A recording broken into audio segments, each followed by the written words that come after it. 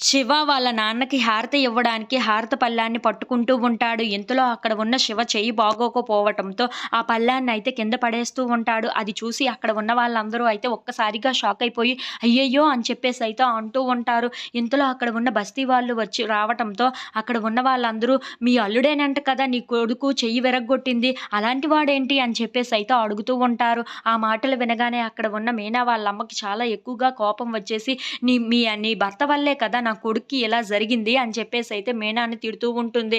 ఇంతలో అక్కడికి బాలు వస్తూ ఉంటాడు. నీ భర్త వల్లే నా కొడుకు పరిస్థితి ఇలా అయిపోయింది. ఇప్పుడు ఏం చెయ్యాలో కూడా అర్థం కావటం లేదు. ఇప్పుడు నా కొడుకు చూడు ఎలా ఉన్నాడో అని చెప్పేసైతే అనుకుంటూ చాలా బాధపడుతూ ఉంటుంది. ఇంతలో అక్కడికి బాలు వచ్చి ఆ మాటలన్నీ వింటూ ఉంటాడు. అది చూడగానే అక్కడ ఉన్న మీనా వాళ్ళ అమ్మ అయితే ఒక్కసారిగా షాక్ అయిపోతూ ఉంటారు. ఏంటి ఇప్పుడు ఈ అల్లుడు ఈ మాటలన్నీ వినేసాడా ఏంటా అని చెప్పేసైతే అనుకుంటూ ఒక్కసారిగా షాక్ అయిపోతూ ఉంటుంది.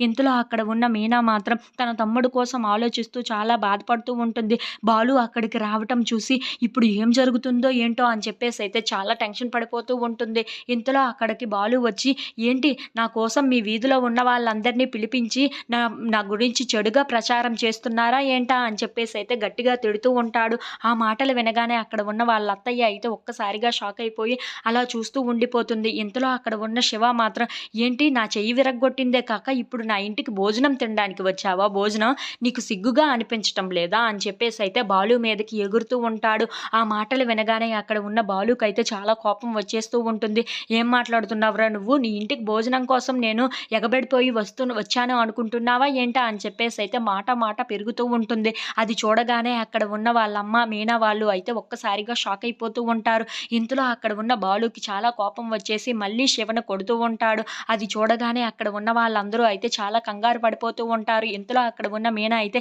ఏవండి ఆగండి అని చెప్పేసి అయితే చాలా గట్టిగా అంటూ ఉంటుంది.